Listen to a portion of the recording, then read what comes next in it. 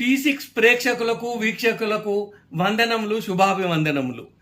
మీ మల్లన్న ముచ్చట్లు కార్యక్రమానికి స్వాగతం, సుస్వాగతం. ఈరోజు మనం ఒక యునీక్ కాన్సెప్ట్ గురించి తెలుసుకుందాము. సమయం. Time is priceless and precious. సమయం అనేది విలువైనది, వెలకట్టలేనటువంటిది. ఈ విషయం మనందరికీ తెలుసు. అయితే కాన్సెప్ట్ ఏంటంటే టైం బ్యాంక్. ఈ టైం బ్యాంక్ అనేది స్విట్జర్లాండ్లో జరిగింది. బ్యాంక్ అనగానే మనకు సాధారణంగా స్విస్ బ్యాంకు, స్విట్జర్లాండ్లో ఉన్నటువంటి బ్యాంకుల గురించి మనకు మైండ్లో మెదులుతుంటుంది. అదేవిధంగా స్విట్జర్లాండ్ స్విస్ ఫెడరల్ మినిస్ట్రీ ఆధ్వర్యంలో ఓల్డేజ్ పెన్షన్ ప్రోగ్రామ్ కింద ఈ కొత్త యునిక్ కాన్సెప్ట్ని తీసుకొని వచ్చి ఈ మధ్యనే చట్టంగా కూడా చేసిందన్నమాట. దీని గురించి మనకు స్పష్టంగా అవగాహన కలగాలనంటే ఈ మధ్యనే స్విట్జర్లాండ్లోని ఒక స్టూడెంట్ రాసినటువంటి లెటర్ని మనం చదివినట్లుగా ఉంటే, తెలుసుకున్నట్లుగా ఉంటే మనకు ఈ ప్రోగ్రాం గురించి పూర్తిగా విశదమవుతుంది. స్విట్జర్లాండ్లోని ఒక స్టూడెంటు తన కాలేజీకి దగ్గరలో ఉన్నటువంటి ఒక ఇంటిని రెంటుకు తీసుకొని ఉంటాడు.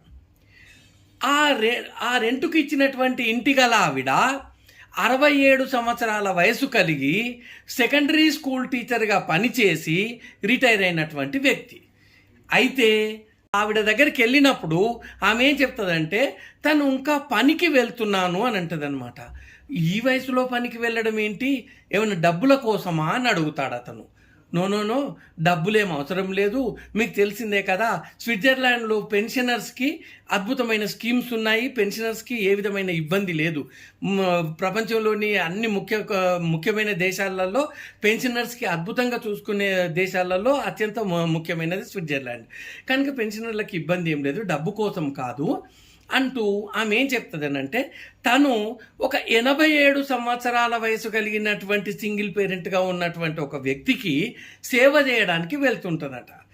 ఆ విధంగా వారానికి 2 సార్లు వెళ్ళినప్పుడల్లా 2 గంటలు అతనికి సేవ చేస్తూ, అంటే అతని రూమ్ను క్లీన్ చేయడము, అతనికి కావాల్సిన మందులు అవి ఏర్పాటు చేయడము, అతనితో కలిసి షాపింగ్కి వెళ్ళడము, అతనితో కలిసి చాటింగ్ చేయడము, ఈ విధంగా అతనికి సంతోషకరమైన ఆహ్లాదకరమైన వాతావరణాన్ని క్రియేట్ చేసి అతని వయసును మరిపించేట్టుగా అతనికి ఆరోగ్యకరమైన జీవనాన్ని ముందుకు తీసుకెళ్లే విధంగా అతనికి సోషల్ సర్వీస్ రూపంలో ఈమె అతనికి సేవ చేస్తుందన్నమాట. ఇలా సేవ చేస్తే ఒక 1 ఇయర్ తర్వాత స్విస్ గవర్నమెంటు ఆ 1 ఇయర్లో ఈమె ఎన్ని గంటలైతే సేవ్ చేసిందో దాన్ని బ్యాంకులోని అకౌంట్ రూపంగా ఈమె సేవ చేసిన టైంని క్యాలిక్యులేట్ చేసి టైం అండ్ టైం ఇంట్రెస్ట్ దాని మీద మనం మామూలుగా వచ్చే వడ్డీ రూపం లాగానే ఎంత టైం చేసిందో ఆ టైంకి ఇంట్రెస్ట్తో కలిపి ఈమె బ్యాంకులో 1 ఇయర్ తర్వాత జమ చేస్తూ ఈమెకి ఒక బ్యాంక్ పాస్ కార్డ్ ఇస్తారనమాట. ఆ విధంగా ఇచ్చిన తర్వాత ఒకసారి ఈమె అనుకోకోకుండా స్టూల్ మీ నుండి కింద పడుతుంది.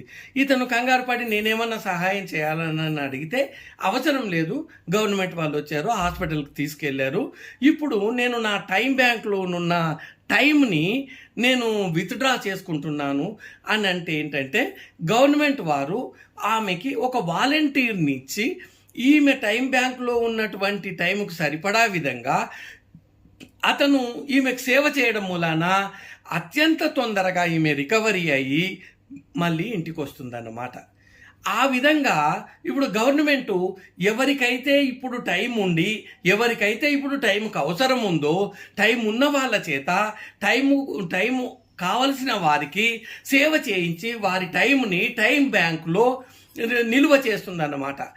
మళ్ళీ వీళ్ళకు అవసరమైనప్పుడు వీళ్ళు సేవ చేసిన టైము ప్లస్ టైం ఇంట్రెస్ట్ రెండూ కలిపి వాలంటీర్ వ్యవస్థ ద్వారా వీళ్ళు అవసరం అయినప్పుడు ఎప్పుడంటే అప్పుడు విత్డ్రా చేసుకొని వారి సేవలని ఉపయోగించుకోవచ్చు అన్నమాట.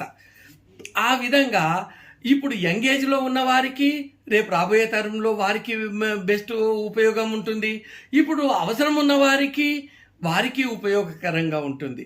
ఇది ఒక అద్భుతమైన యునిక్ స్కీమ్ కదా. This is the time bank. Thank you.